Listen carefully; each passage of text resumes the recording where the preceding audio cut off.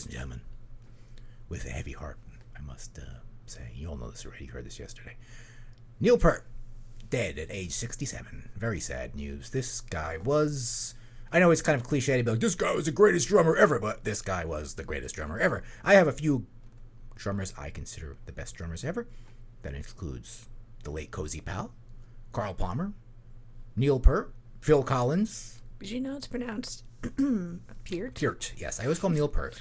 I learned to call him Neil Peart early on when... See, let me tell you the quick story of how I ever heard Rush. I was in high school, and I was in jazz class, and I didn't know... all I knew was Metallica, right? And Megadeth. Okay, but all the other older kids, they're talking about this band called Rush. Just amazing, it's Rush. They were listening to, when Roll the Bones came out or some terrible album like that. That's what was in, at the time I was in high school. So I'm not saying Rush albums are terrible, but that wasn't one of their better albums. 90s Rush, But and they would kind of jam out on Rush songs, as best as they could. I thought it sounded amazing. I was like, what are they playing? That's amazing. And and that's how I learned about Rush. And I was like, this, even back then, a young kid into metal, I was like, that's just amazing. Everything about it. I was just kind of dumbstruck by Rush at an early age. And I was kind of dug them ever since. And of course I, kind of gravitated towards earlier stuff. As the other 80s stuff, when Geddy Lee started using the Steinberger bass. Anytime somebody starts using a Steinberger bass or a Steinberger guitar, write them off. It's done. If you have to use a headless guitar, you're missing something. He stopped using the Rickenbacker. He started using the Steinberger. It's not, it matters. It affects your music, and it did. If you listen to Rush, in the 80s, like Power Windows or whatever, I'm not good at their 80s stuff. I'm good at their 70s stuff. I kind of stopped at, maybe moving pictures, right? But anyway, but Neil Peart, you all know the story of Neil Peart. Neil Peart was kind of, responsible for a lot of Rush's lyrics. He had a lot of very pro Ayn Rand, libertarian-y kind of, Atlas Shrugs kind of stuff going on. A lot of the lyrics are in that sort of... Well, didn't they dedicate an album to was it Atlas Shrugged or the Fountainhead? I think it was... Did they dedicate an album to Atlas Shrugged? Yes, they definitely did. There's a lot of... I forget which one. It might have been the Fountainhead. There's a lot of language in their songs. Anthem. Isn't Anthem an Ayn Rand? Anthem is an Ayn Rand story, isn't it? Yes. Yeah, that's a very famous Rush song. I don't know if that's necessarily... It's a very common word. Yeah, that's true. Anthem. But, there's a lot of... even 2012, 2112 is kind of very... libertarian. Someone who virulently hates libertarianism and Ayn Rand. I don't. You don't? Well, it's interesting. I can't write it off. You can't just write it all off. You have to listen. You have to be like, well, there's different kinds. No, there's not only her though. There's different kinds of people in that. But we're camp. specifically talking about Ayn Rand. Okay, fine.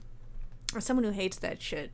I would be very interested to know, like I know there is that connection there, but is it pervasive throughout all of Rush's lyrics, or is it just that one album? I don't know enough about their words. I never listened to them. I'm not one person who was like the words. I mean, I've never been like that either, but I know to the music. I think I started looking up on YouTube stuff about Rush, and a Stefan Molyneux video came up to celebrate. I haven't seen him in a while. Neil Peart's death. He hasn't appeared in my feeds. Not celebrate his death, but celebrate his life. Wow, of course, with the Canadian of course, too. Yes. Stefan Molyneux has not appeared in my feeds in a long. I thought he died or something. He has not appeared in my feeds. YouTube is censoring him from me. Yeah. He's kind of boring. He kind of puts you to sleep though, because he goes on he's like, "Well, let me tell you about the non-aggression principle. I'm Stefan Molyneux. Anyway, now I will tell you how you should not beat your children." I'm just curious whether the connection to libertarianism is a bit overblown by libertarians who are just very desperate, to Well, Stefan Molyneux is an anarcho. He's an anarcho-libertarian. He wants no government. That's fine. That's consistent. Yeah. I'll give it that. It's also kind of a white supremacist, but he won't tell you that. It's dog whistling. In so many words. It's dog whistling. Anyway, this is not about Stefan Molyneux. No, this is a Stefan Molyneux show. But yeah, I'd be interested, in we need your support. I need a real Rush nerd to come out and real Rush nerd. I feel like and explain to us, what the real libertarian story is here. There's different ways on it, and I'm sure Neil Peart, they called him a bleeding heart libertarian, whatever that means. Maybe that means, maybe he had some, because not all libertarians are like. Sounds like an oxymoron. We don't know. If it's Neil Peart, it was probably good, okay? It was probably good. He died of brain cancer, which he had been quietly battling for 3 years. Will cancer get you any time? Yeah. I'm so glad I got to see him at Rush 40. He was still fine. It was only a couple of years ago. So no one knew he was sick. Yeah. I guess, they retired in 2015 because of him. I mean... yeah, he was kind of done with doing it, yeah. Well, Rush stopped because of him. Yeah. Because he didn't feel like he could play well enough anymore. Which he still did, but... I mean, yeah, but he was like, he reached a point where he was like, I don't think this can go on much longer. I can't really do this. So, I wonder if he was sick then? Because 3 years now. Oops, what's stand wrong? by, that light is pissing me off. I'm just gonna keep talking. So... that light is pissing me off. What light? It's flickering. Okay. There you go. So instead of we get constant health updates about Ozzy, and every, progression of his disease, we knew immediately when Dave Mustaine got cancer. I guess probably he had to cancel a lot of shit. Yeah, you had to cancel. But here Neil Psycho. Peart just suffered and died in total obscurity, which does seem to fit him. He went through a lot of suffering. His whole family died. He had a new family, but still. He's a sufferer, and he does it on his own, solitarily. Neil Peart was always very quiet. Like when you do meet and greets at Rush, obviously Geddy and Alex would be out there talking to everybody, but Neil would kind of avoid it. Funny thing, Rage Against the Machine's Dave Comerford told the story about it. He's a huge Rush fan, and he got to go backstage at Rush, and he sees Neil Peart, and he just starts like, "Oh my God, you're Neil Peart!" And Neil Peart's just like, he just kind of turns around and just goes back to his room. He's like, he asked the security to remove him. Like, "Can you please remove this guy?" Yeah, he didn't. Yeah, he didn't know.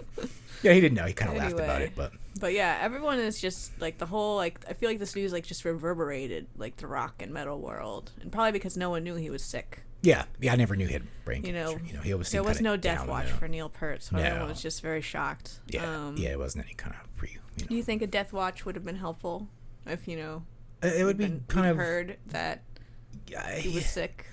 It would just be the same effect, really. You're like, "Oh my God, he's dying," because we know some people aren't doing well in music, and it just I guess it was better to him just to go. It might have been just better. It's probably what he wanted. Yeah, I think so. Well, it's obviously what he wanted. Check it out. Former Dream Theater drummer Mike Portnoy was rumored to be replacing him later this year. I guess some sort of reunion thing, but that would be interesting. I don't know I'm not really a Dream Theater. I never really liked, but who else to do it? I don't know. Anyway, that's not that important. Just leave it be. Leave it be. Well, I don't think they considered any of the members of Rush replaceable.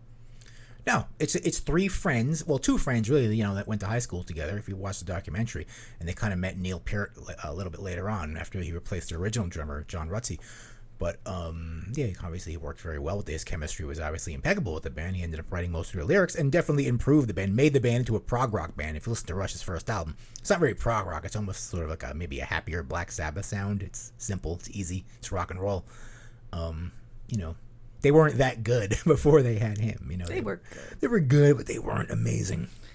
All right. He kind of whipped them together. Rip Neil Peart. Neil Peart, we will miss you. We're gonna do a show. Say it correctly, Neil Peart. Neil Peart. Peart. It's how you say it in because Canadian. I bet he always hated that everyone said it wrong. Yeah, I bet I'm he hated sure that, and he probably never said anything about it. Yeah, probably just let it go. It's like, okay, that's fine. It's like, he was like, I'm sorry, I'm gonna swallow the feeling. I'm really sorry,